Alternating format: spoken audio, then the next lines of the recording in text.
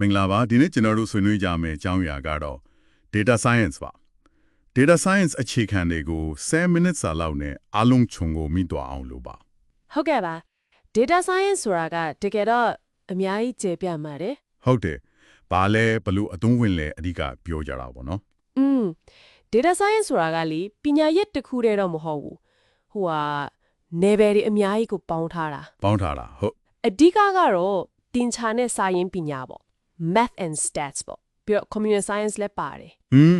နောက်ပြီးကိုလုံနေတဲ့လုပ်ငန်းအကြောင်းနားလည်မှု domain knowledge လို့ခေါ်တာပေါ့အဲ့ဒါလည်းအရေးကြီးတယ်နောက်ဆုံးတစ်ခုက communication ကိုတွေ့တာကိုသူများနားလည်အောင်ပြန်ပြောပြနိုင်မှုလေဆိုတော့အရည်ရွယ်ချက်ကရလာတဲ့ data တွေကိုသုံးမယ်ပြီးတော့ပိုကောင်းတဲ့ဆုံးဖြတ်ချက်တွေချမယ်အဲ့ဒါကို data driven decision making လို့ခေါ်တာပေါ့နော်ဟုတ်ပါတယ်အဲ့ဒါတော်တော်အရေးကြီးတဲ့အချက်ပဲဥပမာ site design မှာဘယ်ပစ္စည်းအယောင်ကျနေလဲ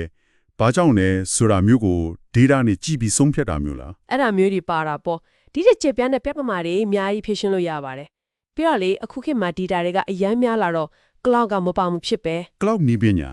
AWS Google Cloud Azure တို့လိုမျိုးပေါ့ဟုတ်တယ်အဲ့ဒါတွေက data သိမ်းဖို့ process လုပ်ဖို့အများကြီးပါတယ်အဲ့ဒါတုံးတော့ဘာပိုကောင်းသွားတာလဲကို့ဘာသာစာပါကြီးတွေထားစရာမလိုတော့ဘူးလားအဓိကတော့ scalability ပဲလိုတလောက်တိုးချက်လို့ရတယ်သုံးတလောက်ပဲပေးရတော့ cost efficiency လည်းဖြစ်တာပေါ့ဟုတ်ကဲ့ပြီးတော့ accessibility internet ရှင်ရဲ့ဘင်းကနေမဆိုးလမ်းသုံးလို့ရတယ်အဲ့ဒီ cloud က data တွေကိုအသုံးချနိုင်ဖို့ဘယ်လိုအစစ်အနေနဲ့သွားရလဲ data science လုပ်ငန်းစဉ်ကြီးကဘယ်လိုမျိုးလဲများသောအားဖြင့်တော့ data စုတာကနေစတာပေါ့ data collection ပေါ့ SQL တို့ API တို့သုံးပြီးတော့လိုအပ်တဲ့ data တွေဆွဲထုတ်ရတယ် database တွေတခြား service တွေစီကနေပေါ့ဟုတ်တယ်ဒါပေမဲ့အဲ့ရလာတဲ့ data ကအမြဲတမ်းတတ်နေတာမဟုတ်ဘူးလေအမားနေပါတတ်တယ်ဆိုတော့ပြင်အောင်မယ်ပေါ့ဟုတ်တယ် data preparation လုပ်ရတယ်ဒီအတွက် Python မှာဆို pandas ဆိုတဲ့ library ကအရန်ကောင်းတယ် pandas ကြားဘူးတယ် data တွေရှင်းဖို့ပြင်ဖို့သုံးမယ်ပေါ့မှန်တယ်အဲ့ဒါပြီးရင်တော့ EDA လုပ်တယ် exploratory data analysis ပေါ့ EDA ကိုမှရှိရဲ့ data ထဲမှာဘာ pattern တွေရှိလဲဘာတွေစိတ်ဝင်စားစရာကောင်းလဲဆိုတာကိုရှာတာစီးပွန်းလိုဟာမျိုးနဲ့ဆိုပုံတွေဆွဲကြည့်ပြီးရှာလို့ရတယ် visualization နဲ့ရှာတာပေါ့နော်တွေ့တာတွေကိုပိုသေချာအောင်လုပ်ဖို့ statistical analysis လို့သေးလားလိုတာပေါ့ statistical analysis ကအရေးကြီးတယ်ကိုယူဆချက်မှန်စစ်စစ်ဖို့ site file လိုမျိုးသုံးရတယ်ပြီးတော့မှအနာဂတ်ကိုခန့်မှန်းခြင်းရင်ဒါမှမဟုတ် data ကနေအလိုလိုသင်ယူစေခြင်းရင် machine learning ပါရောက်ပြီ machine learning ဒီနေရာမှာ scikit-learn တို့သုံးတာလားဟုတ်တယ် scikit-learn ကနာမည်ကြီးမယ် model တွေစောက်ပြီးရင်လည်းအလုပ်ဖြစ်ရလားဆိုတာ model evaluation ပြန်လို့ရသေးတယ်ဟုတ်ကဲ့အလုံးပြီးတော့မှ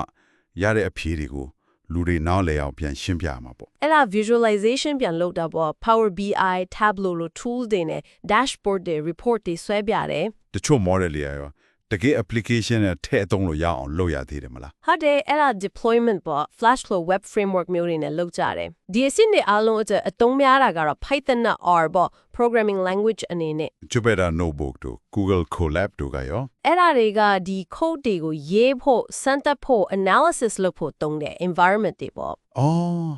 ဟုတ်ကဲ့ဒီလုပ်ငန်းစဉ်တွေတော့များတာပဲဒီ field တွေကိုဘလို့နားခံမျိုးစုံကလူတွေဝင်လာကြတယ်computer science သမားတွေပဲလားလို့တော့မဟုတ်ဘူးလမ်းကျုံတွေကစုံတယ် computer science stats engineering လောက်ခံနေရှိသလို software engineer ဖြစ်လုပ်ခဲ့ဖို့သူတွေလည်းပါတယ်statistics တို့ maths တို့မှာကျွမ်းကျင်တဲ့သူတွေနောက်ပြီးလုပ်ငန်းအကြောင်းကောင်းကောင်းနားလည်တဲ့ business analyst လိုမျိုးတွေလည်း data science ပတ်ကူလာကြတာပဲစုံနေတာပဲနော်စီဝိုင်းလုပ်ငန်းတွေမှာတော့ data science ကဘယ်လောက်အတုံးဝင်နေပြီလဲခုနကပြောတဲ့Netflix ကရုပ်ရှင်အကြံပြုတာမျိုးကတခုပေါ့ဟုတ်တယ်အဲ့ဒါ personalization လုပ်တာပေါ့ customer experience ပိုကောင်းအောင်လေဟုတ်ဒီပြင်လုပ်ငန်းတွေဆုံးဖြတ်ချက်ပိုကောင်းအောင် data နဲ့ support လုပ်ပေးတယ်